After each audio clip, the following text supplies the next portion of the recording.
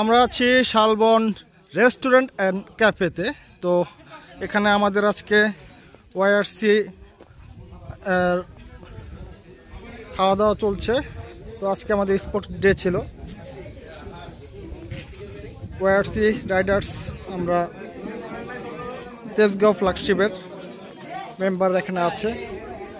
তো এখানে ক্রাম খেলার ব্যবস্থা আছে, এ পাশে দোলনা আছে এবং এ পাশটাতে খুব সুন্দর কুড়ে ঘর, এ পাশে সুন্দর করে ছাতা দেওয়া আছে, সুন্দর করে একটা হার্স আছে, এ পাশে আরেকটি ছাতা দেওয়া আছে, মেম্বাররা খাচ্ছেন এখন এবং ভিতরে আমাদের অন্যান্য মেম্বাররা খাওয়া দাওয়া করছেন।